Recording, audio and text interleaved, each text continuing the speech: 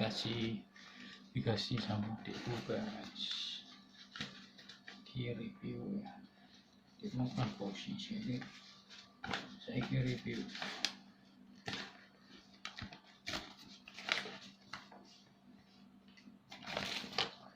Ceng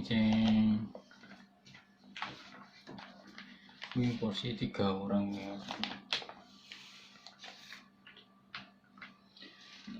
Dari teksturnya, tumpah.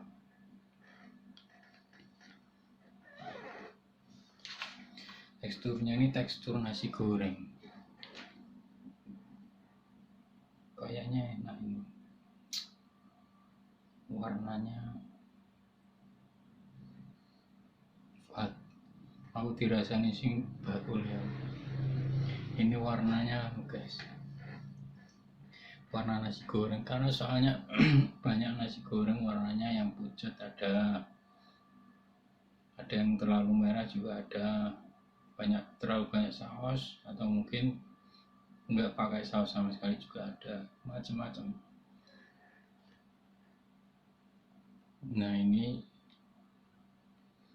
ada yang kalau misalkan rasanya nasi goreng itu nggak enak, tapi di cover sama daging, ya daging sapi, daging kambing itu kan rasanya jadi enak.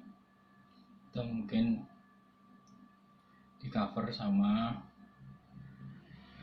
emping hijau, jadinya jadi enak gitu. Nah kita lihat, misalnya kalau nggak ada daging tuh, ini pakai ayam nih. Kita lihat rasanya guys. Ini porsi jumbo 2 orang, harganya nggak salah 25.000.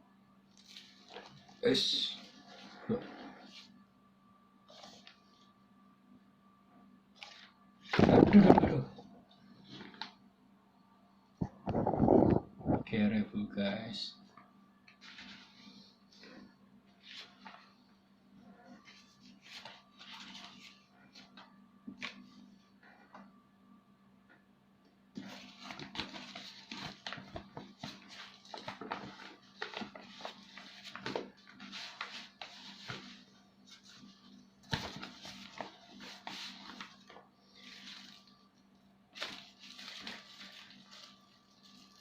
Sambil dengerin ya, headset,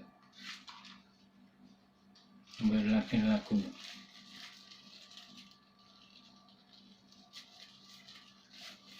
Nyanyi Keisha.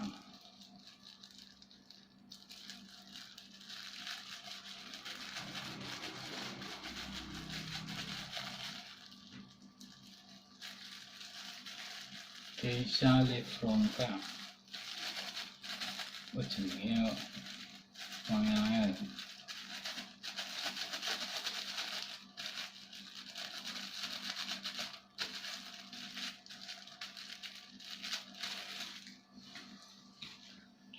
Tapi mungkin falsetto nggak bisa. Aku dulu aku biar nyanyi falsetto iso, saya gak iso ya. Bismillahirrahmanirrahim. Cabai dulu guys, rumusnya itu makan cabai dulu baru nasinya. Bismillahirrahmanirrahim.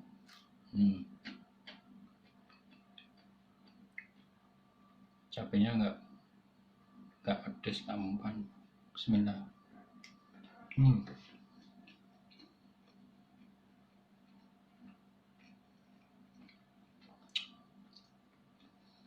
Enggak, asinnya lumayan.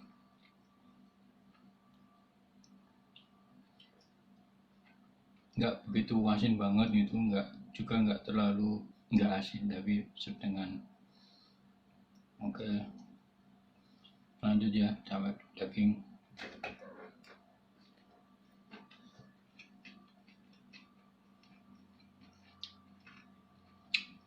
Sekarang pakai dagingnya ayamnya terasa. Oke. Cabenya nggak terasa.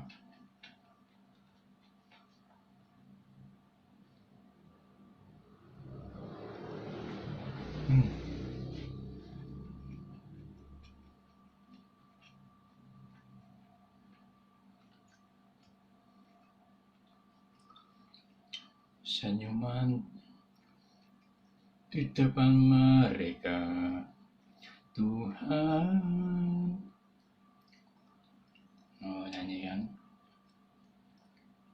Coba nyanyi. Bismillah.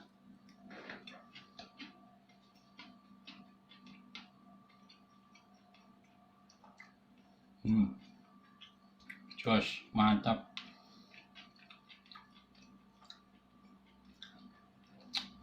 Ini biasanya kalau pakai bumbu yang Padang loh ya, itu macam-macam apa ya, bumbu merah-merah apa, pakai serbuk-serbuk itu loh. Aku gak ngerti, tapi pedes manis, asin, terus meledak-meledak, gigit loh, rasanya gigit.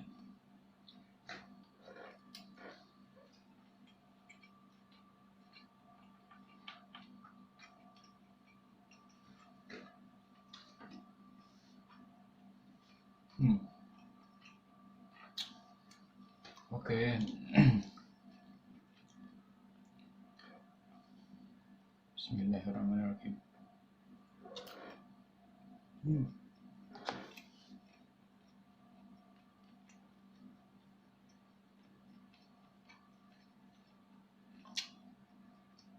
Mantap, top banget. Sekarang nyoba acarnya yang ini, acar dari timun pakai cuka apa ya.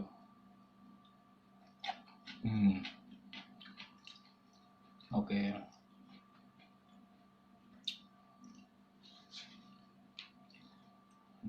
Ini kalau di rating berapa ya?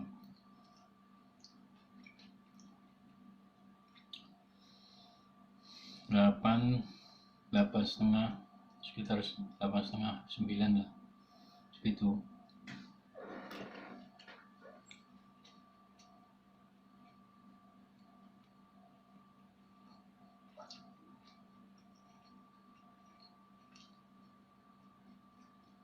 Mantap. Karena ada nasi goreng yang ini misalkan nembaknya di asinnya, rasa asinnya juga bisa macam-macam. Ada yang pedasnya,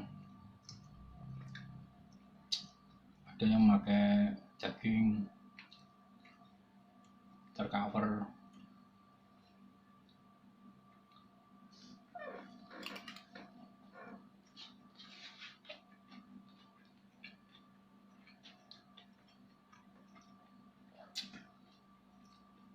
Lumayan ini.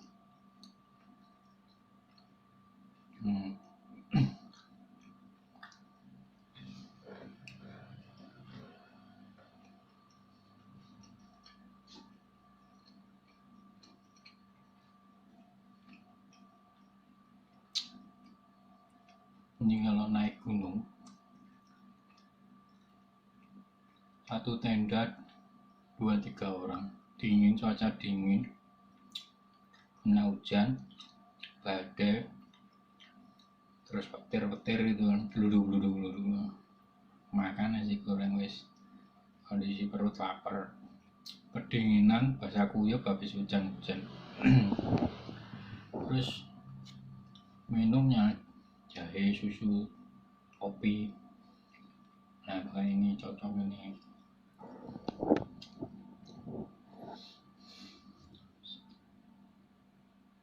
Bismillah.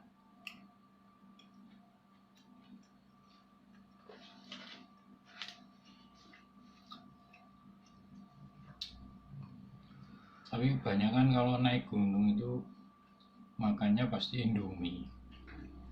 Kalau enggak yang itu, yang kacang-kacangan tuh, kacang hijau, kacang melinjo nih, kacang keletikan nih. Kalau enggak itu sosis, itu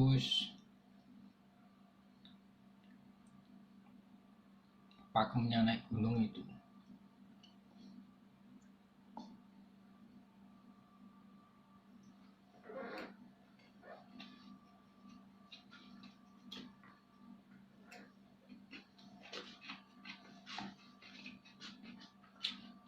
Aku dulu pernah makan naik gunung, celananya ketat, celananya terlalu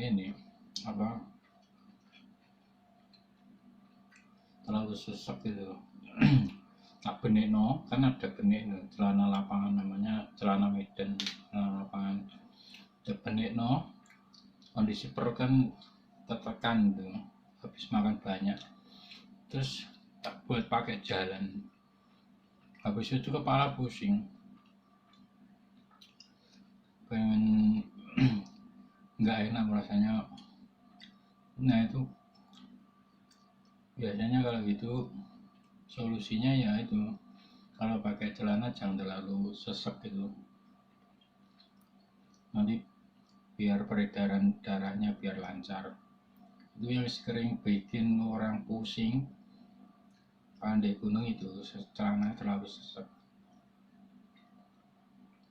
Terus gejalanya nanti ke radang tenggorokan,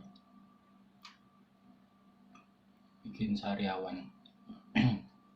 Kalau makan nggak tas, akhirnya jadi, kalau sariawan akhirnya jadi radang akhirnya kalau nggak lancar peredarannya bisa masuk angin, hipotermia gitu biasanya.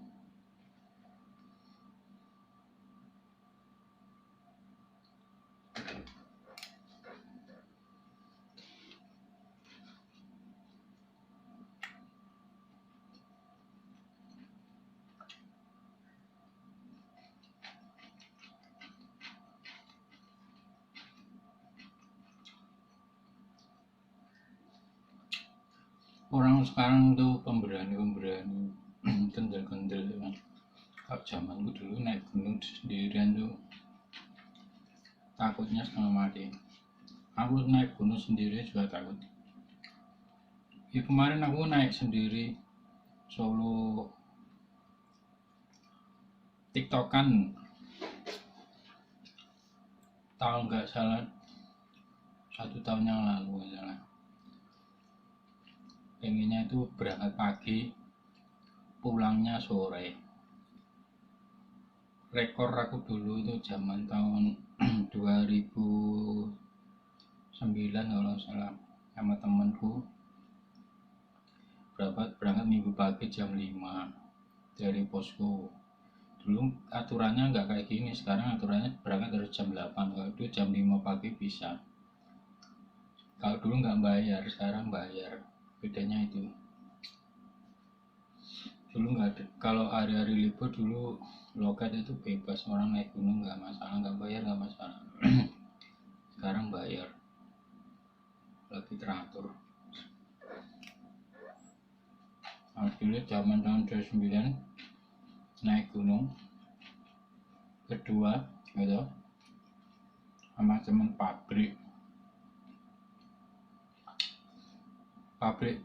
Karyaman jadi Mojokerto, pabrik kertas, namanya Basori ya.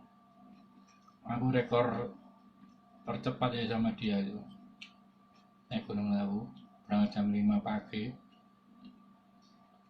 naik uduk sampai puncak siang jam 11-12. Habis itu pulang seret, pulangnya coba cek sampai posko jam, turunnya itu sampai sore jam 5-an kalau salah. Habis itu langsung pulang ke Madiun. Itu berarti berangkat jam 5 dari posko, habis subuhan jam 5 sampai jam 5. Berapa jam itu? 12 jam ya. Pulang pergi PP. Nah, yang di Gunung Lawu itu ada namanya rekor-rekor pendaki yang apa namanya, yang fast track gitu loh, yang kayak TikTok yang gitu loh, tapi nggak pakai ransel, kayak jalan doang gitu. Nah itu diukir nama-namanya yang masuk rekor tercepat itu, diukir di situ. Yang tercepat itu umurnya tahu nggak umur berapa? 59 tahun. Malah tua itu. Orangnya tua tapi jalannya cepat, rekor. Heran tuh. Gak percaya, lihatin sendiri itu di Gunung Lawu ada yang apa, bawah bagian pintu gerbang itu ada kayak nama-nama orang yang apa, pencetak rekor naik gunung tiktokan. Nah itu lomba naik gunung cepetan, dia 3,5 jam kalau nggak salah.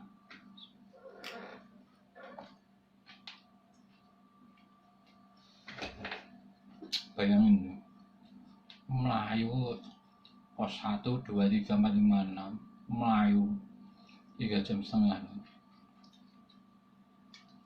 Gunung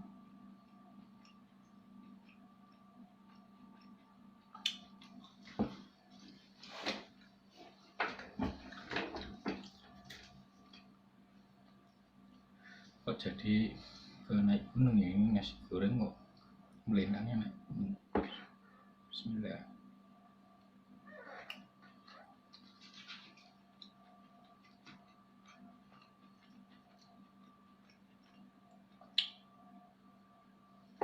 Oh ini pedes.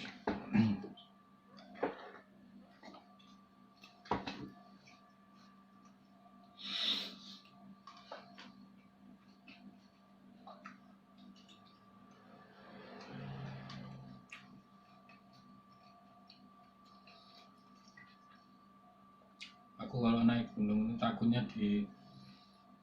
ini diruhi ya beneran. Soalnya suka ini, aku juga itu sukanya cari perkara. Saya itu sering diruhi ini sering. Diruhi bahasa Indonesia apa ya? Penampakan ya, penampakan. Pernah aku naik gunung kayak orang tua itu, nenek-nenek, tapi itu monggo mas pinar mriki lah, tapi orangnya nggak ada, mek bayang tok. Dalam hati aku pinggir suwun mbah, yang orangnya nggak ada, wujudnya nggak ada, cuma batin doang, perasaan doang. Tapi itu ada orang lewat nyebrang, tapi orangnya nggak ada, cuma bayangan tok.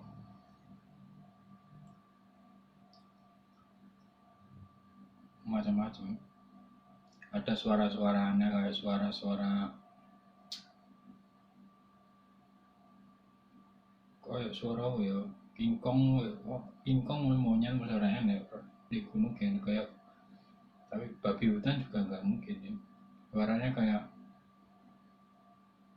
ini, kayak kayak kayak macan bopo lah. Aku wedi banget pas mau turun, tak pikir mau nyerang,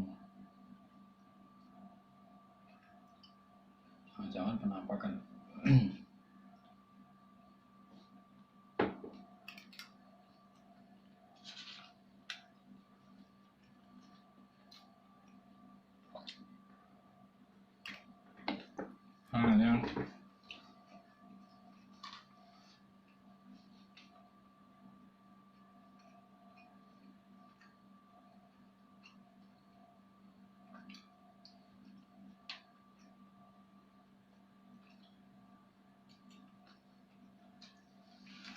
Nah yang aneh nih, gedung badminton depan rumah ini,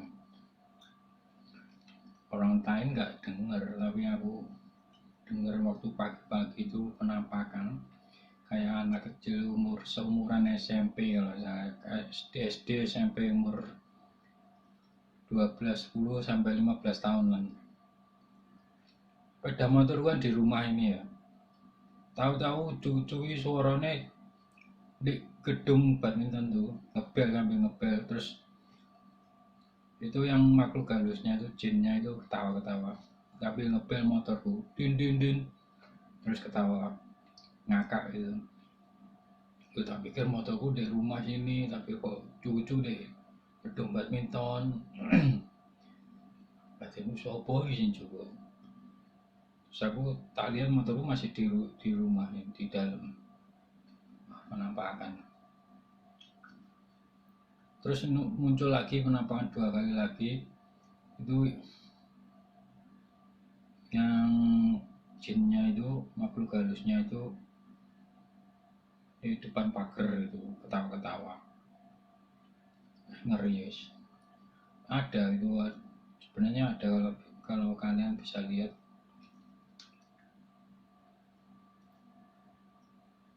Merinding. Berarti di ada dunia nyata, ada dunia goib.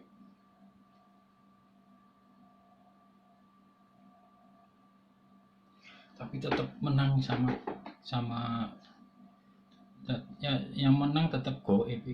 Gimana ya, manusia takluk soalnya nggak bisa ngapa-ngapain.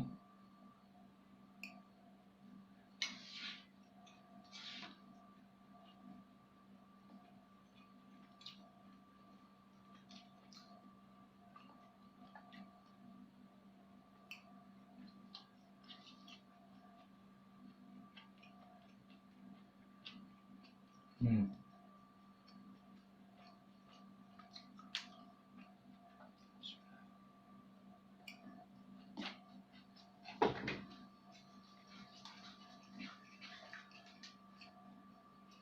Ada temenku bilang, tanya, loh awakmu ngerti jin-jin makhluk halus sih suara tok apa wujud enek casingnya di daging? Suara mas, apa suara-suara bisikan goib. Oh podo berarti, aku yang ngono. Kabeh krungune suara, tutu penampakan. Ya memang ada ada 2 versi, ada yang menampakkan diri, juga ada yang bisikan goib. Tapi kalau karena nggak ada bukti yang bisa membuktikan ini, yang bisa menguatkan, akhirnya orang kalau ngomong masalah goib pikirannya halu.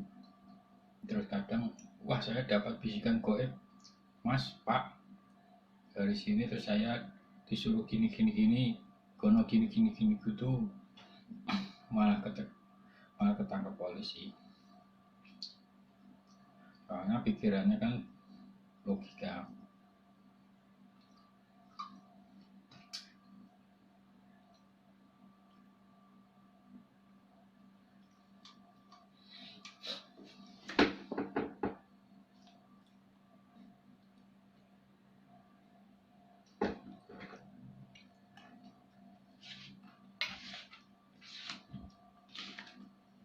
Di Korea Selatan sebenarnya banyak psikopat, banyak pembunuhan, kriminalitas juga banyak, tinggi banget di Korea Selatan. Bukannya membanding-bandingkan ya, memang kenyataannya itu Korea Selatan kalau nggak mikirnya, nggak sesuai dengan keinginannya, misalkan lalu kudunya ini tapi ke orang ngono misalkan, atau mungkin nggak sesuai dengan ekspektasi, nggak sesuai dengan keinginan. Aku lu rajin tapi uripku kok gak berubah-berubah, terus mari ngono ada yang memaksakan diri.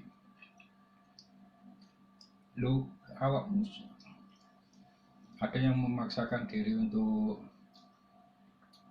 memaksakan keinginan kepada lawan jenis, atau mungkin ya banyak lah kasus-kasus masalah utang piutang, masalah misalkan bisnis, atau mungkin janji dikasih uang tapi nggak dikasih, nah gitu kan orangnya balas dendam, sakit hati terus balas dendam akhirnya membunuh. Di Korea Selatan seperti itu. Aku tahunya dari Korea Remit itu kan sering dengerin kasus-kasus pembunuhan kayak gitu, sakit hati, utangnya nggak dibayar atau mungkin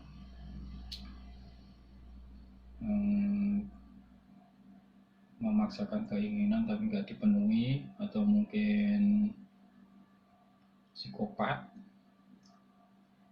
punya kelainan apalah. Biasanya orang-orang yang punya kriminalitas di Korea Selatan itu dites, tes namanya tes tes psikopat.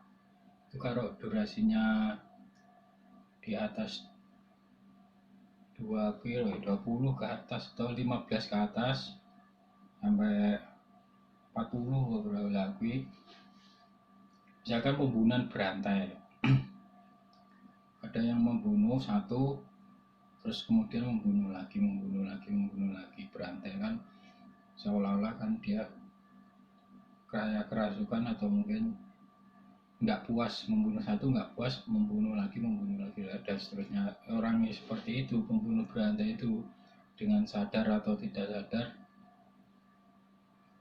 apalagi yang sadar dengan kondisi sadar, nggak mabuk lah, itu dites. Biasanya kalau skornya 38 atau 40, paling tinggi 40, itu ya itu tergolong psikopat. Kalau yang apa namanya membunuh mabuk, pas kondisi mabuk terus membunuh, misalkan botolnya dilempar ke lawan atau musuhnya terus kepalanya pecah atau hancur darah terus geger otak atau gimana, atau mungkin ditendang kepalanya, dibully atau mungkin diminta uang nggak mau terus kepalanya ditendang. Banyak di Korea Selatan seperti itu. Nah kayak gitu dites nanti di pakai tes psikopat, skornya berapa, misalkan 25, 26, nah itu ya termasuk akhirnya. Nah itu kan apa ya, tesnya itu cara berpikir ya, nggak tahu ya, memang kelainan atau gimana, saya nggak ngerti.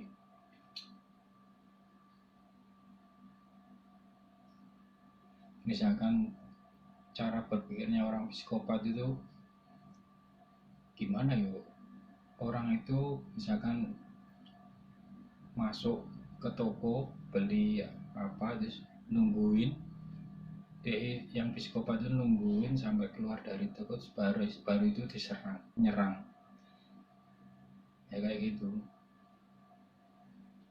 Nggak tahu, canggih-canggih orang Korea Selatan, canggih-canggih.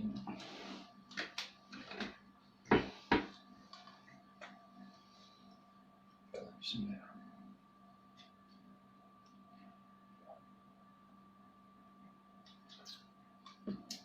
Nah ini aku punya cerita nih Korea Selatan.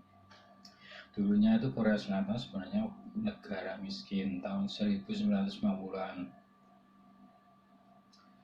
Kondisinya miskin itu sama, malah di bawahnya kayak di bawahnya Ethiopia itu. Kondisinya seperti itu, hancur, miskin. Tapi bisa bangkit lagi karena apa? Karena ada seorang jenderal di Korea Selatan itu, ya dia tuh pendidikannya di Jepang, terus pulang ke Korea Selatan, dia punya ide mengkolaborasi sama orang-orang kaya di Korea Selatan, namanya Cebol. Cebol itu julukannya orang-orang yang konglomerat atau orang-orang yang menguasai ekonomi. Misalkan orang itu punya perusahaan, nah perusahaannya itu income-nya atau omsetnya gede banget, seperti Samsung, Hyundai, terus apa lagi ya, macam-macam ya itu. Nah itu ya para cebol itu diajak sama jenderalnya ini, disuruh kerjasama untuk mendirikan negara Korea Selatan. Istilahnya itu apa ya, tuju-tujui lah. Ayo mas, demi negara kita, demi apa ya,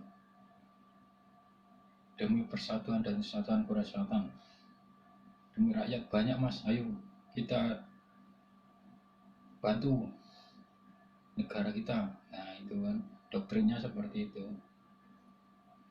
Itu para cebol itu akhirnya ya jangan heran akhirnya kalau misalkan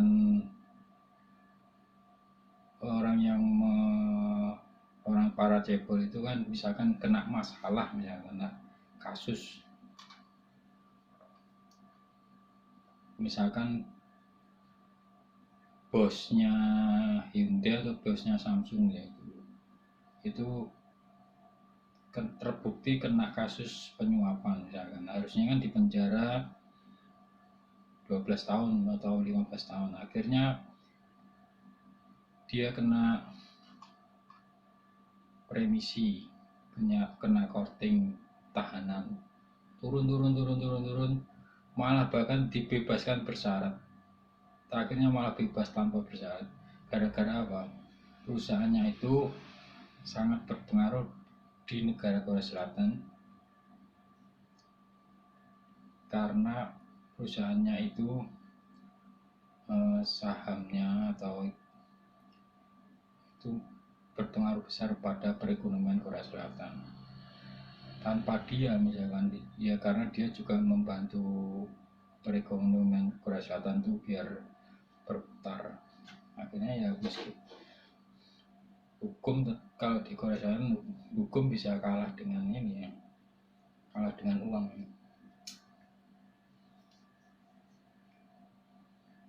Hebat ya.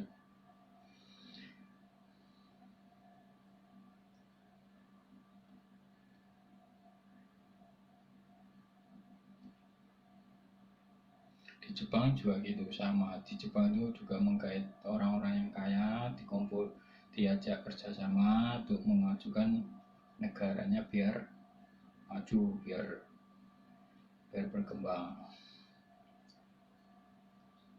Strategi pemerintah kan, logikanya kan nggak mungkin misalkan pemerintah ngandalin ini, misalkan SDM, SDA, kalau SDM-nya, SDA-nya nggak ada, sumber daya alam nggak ada. Di Korea Selatan nggak ada sumber daya alamnya, apa nggak ada, malah di Korea Utara malah banyak.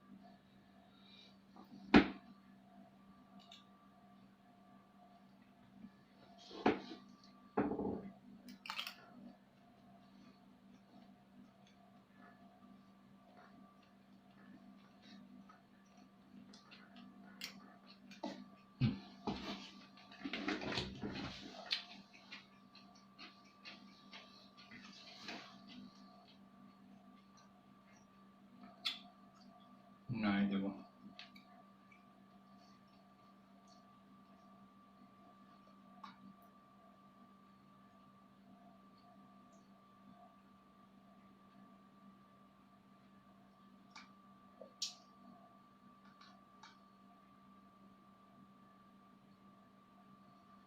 aku heran ini, yang heran itu malah makhluk goib. Tapi tak pikir-pikir, kalau mikir nih goib, mikir makhluk goib itu malah stres, malah bisa overthinking, akhirnya jadi hilang akal, gila, ODGJ akhirnya. Makanya jangan, nggak usah mikirin yang goib-goib, karena percuma, tetap kalah tetap. Meskipun punya akal yang jos kan, tetap kalah sama goib. karena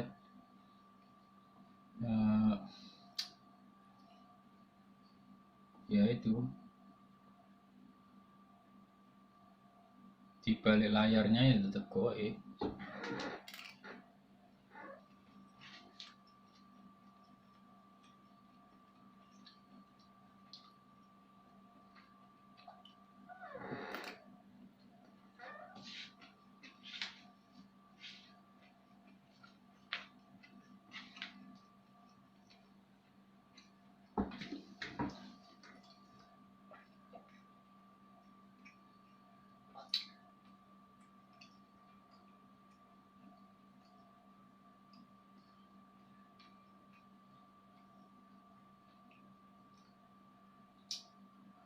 Wah, sekarang aku kalau ngobrolin masalah ini ngati-ngati banget.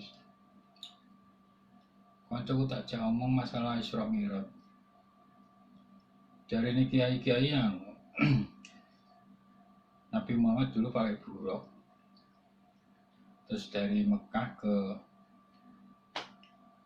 Palestina ke Bethlehem itu Masjidil Aqsa naik buruk 1 malam, terus habis itu ke langit turun lagi sehari semalam. Ya temanku malah bilang itu kias, konotasinya kayak kiasan itu nggak real, cuman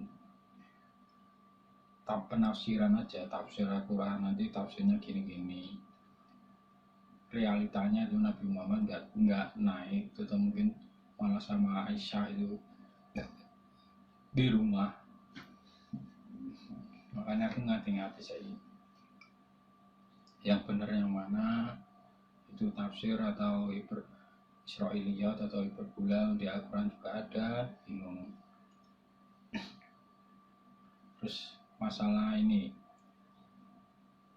istananya Ratu Bilqis itu pindah dalam sekejap itu sama orang Samawi, anak buahnya Nabi Sulaiman. Dan dia bilang juga kias, repot.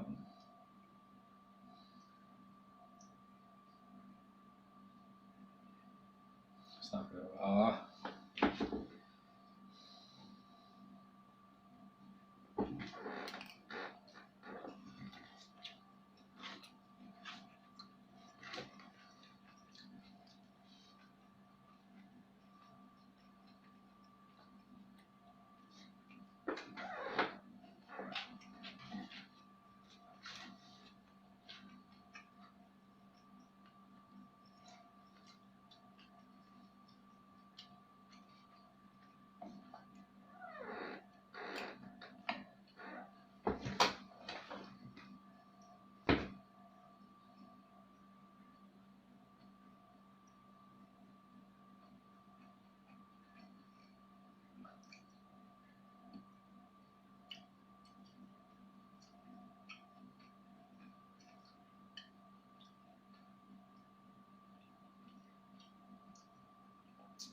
Nah, aku masih ada pertanyaan, misalkan ini Allah takdirkan manusia dengan skenario-nya gitu ya.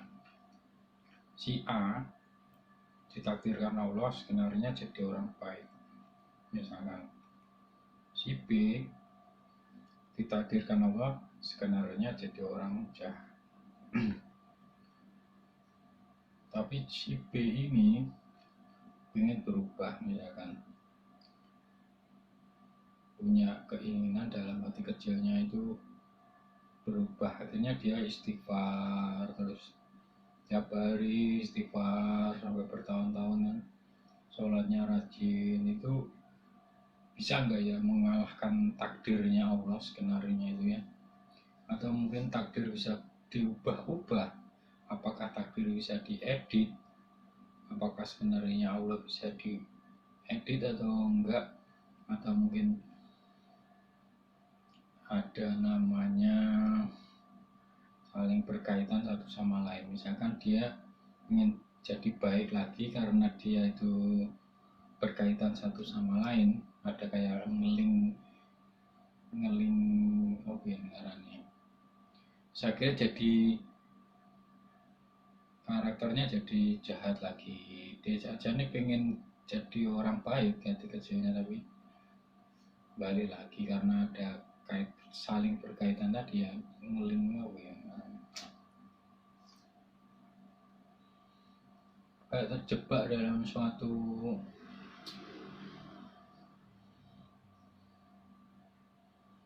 misalnya gak punya uang, ya kan, terus dungo kan udah ada wis dungo ya pangga ae, padahal udah berdoa, ya Allah berilah cukupkanlah rezekiku, nggak punya uang, sama saudara misalkan, sama saudara-saudara jauhnya, bule-bulenya, bude-budenya, pade-padenya itu, wes ojo ning kene nek ora san njaluk ning kene, njaluk emasmu, njaluk anu lah kayak gitu. Akhirnya kan apalagi udah nggak ada yang orang yang bantu, sama saudara aja yang nggak ada yang bantu, apalagi orang lain. Padahal udah berdoa, ya Allah gini gini gini gini, cukupkanlah rezekiku, wirid istighfar, beri istighfar sampai ribuan gitu. Sulit ya berarti, apalagi kan apakah orang itu melakukan kesalahan sehingga dijatuhi hukuman sama Allah itu jadi disesatkan. Apakah orang itu melakukan hukuman yang sangat fatal ya, sehingga tidak bisa dimaafkan. Contohnya hukuman yang fatal, misalkan menyebutkan Allah dengan kondisi sadar atau mungkin sengaja.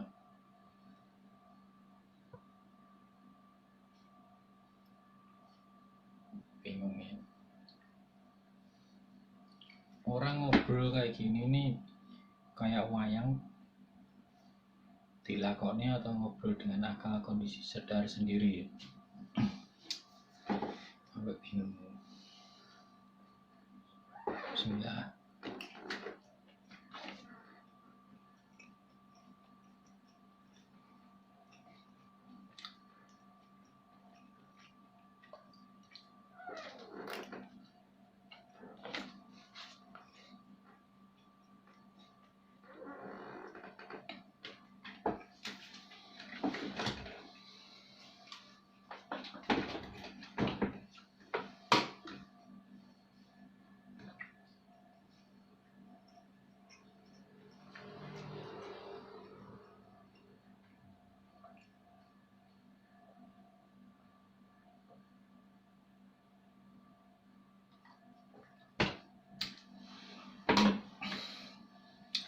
Kasih contoh, misalkan dahulu kala sebelum manusia planet-planet itu diciptakan, Allah itu udah nyusun lewat kitab Lauhul Mahfudnya itu, ya kan, tulis nanti ada kitab yang namanya kitab Zabur, Taurat, Injil, dan Al-Quran. Nah, Al-Quran ini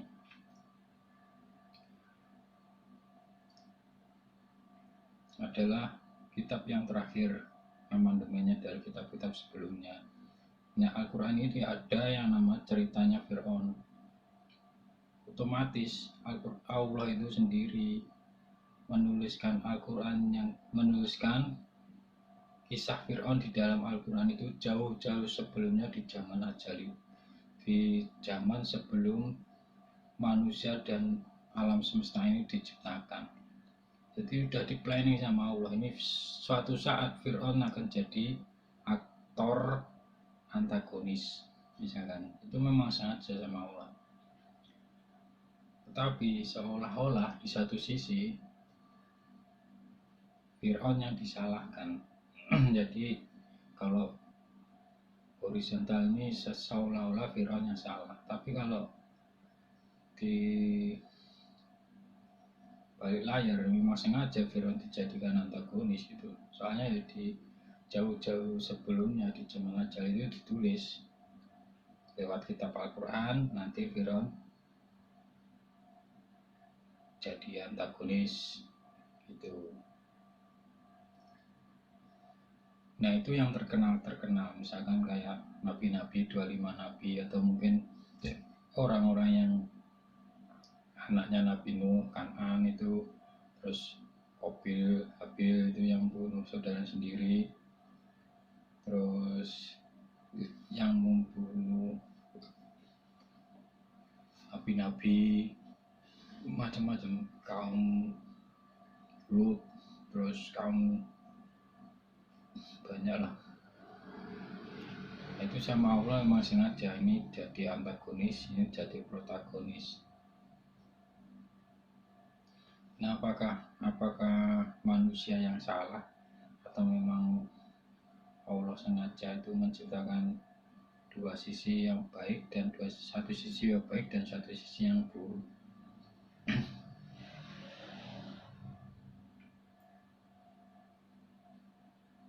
Nek ngono Mas, takdirmu takdirku, bagimu takdirmu, bagiku takdirku, sotomu sotomu, sotoku sotoku, bagimu sotomu, bagiku sotoku. Ya. Musuhmu kayak lagu nih Iwan Fals ya. Oh iya nasibku jelas bukan nasibmu. Itu kan yang ngono takdir nasib-nasiban ya. Nasibmu elek, nasibmu apik ya syukur, elek ya syukur.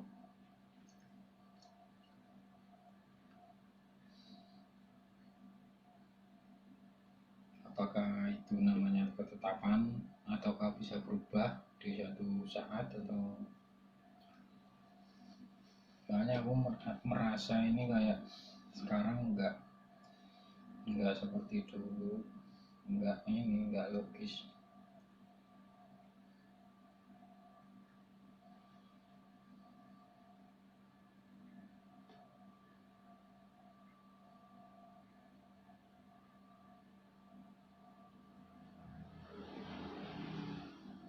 Yo, moga-moga Allah masih melindungi diriku dan aku masih digolongkan menjadi orang-orang yang soleh, masih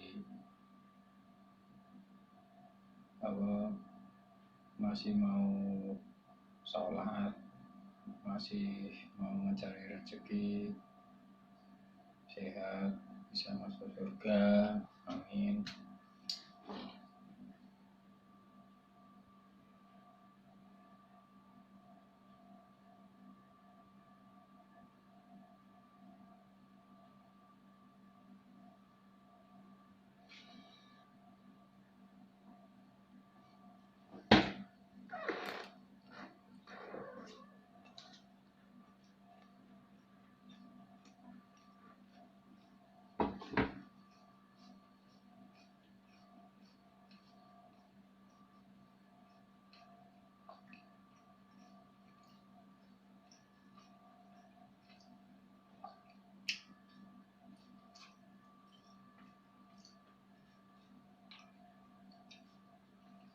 Ada lagi yang misalkan misalkan anak kecil tanya,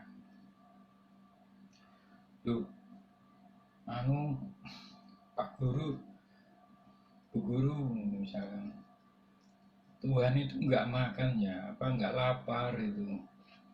Kasihan ya Tuhan nggak makan, nggak minum, nggak tidur. Jadi pertanyaan itu gimana jawabnya? Ngapain mikirin Tuhan, biarin dia makan, nggak makan biarin. Nanti malah kamu kalau merasa kasihan kepada Tuhan berarti kamu malah disindir, ingin menandinginya, malah serba salah kan. Just biarin Tuhan itu sendiri, aneh sendiri, seji dewi, malah jangan disamakan dengan ciptaannya. biarin aja.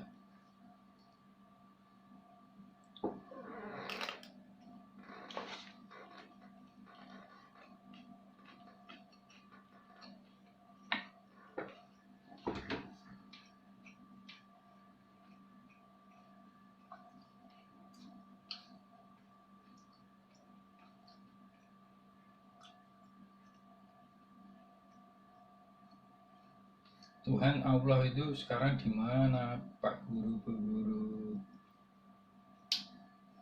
Tuhan di langit, di mana? Di Sidratul Muntaha, di Arus. Dia itu tempatnya di mana? Ya ini planet bumi naik terus, nanti di sana ada namanya ada planet. Nah itu ada tempat yaitu namanya Sidratul Muntaha. Nah itu Allah Tuhan itu di situ. Lagi ngapain? Duduk-duduk bersilang.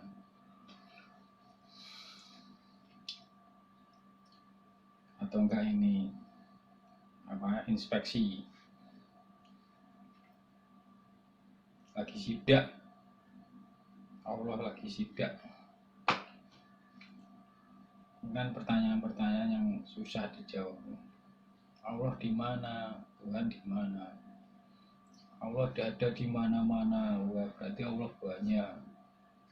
Allah itu punyaan Allah di timur dan barat. Wajah Allah di mana-mana. Repot.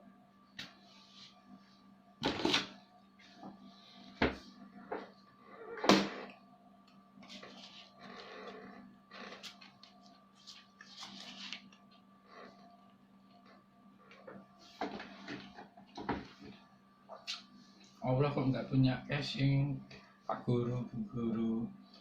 Allah kok nggak ada ini dagingnya, kok ini nggak kelihatan, nggak nampak. Allah kok nggak pakai baju, repot. Bentuknya Allah kayak apa sih? Apa kayak alien? Apa kayak botak ya? Repot. Gondrong. Gak pakai baju, pakai sempak tok. Wes repot. Crash. Habis itu bilangin crash. Dikit-dikit crash.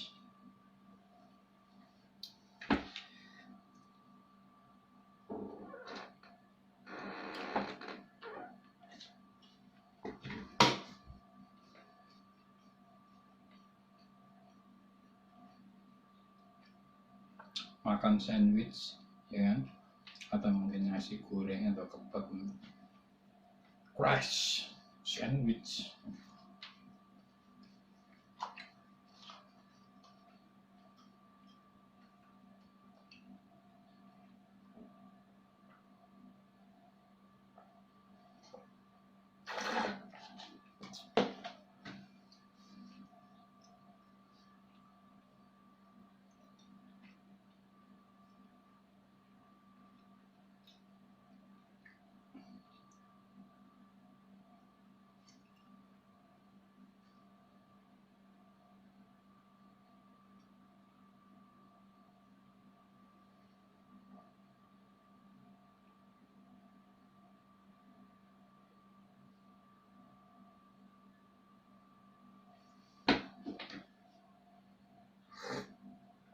Oke, sini aja videoku. Terima kasih.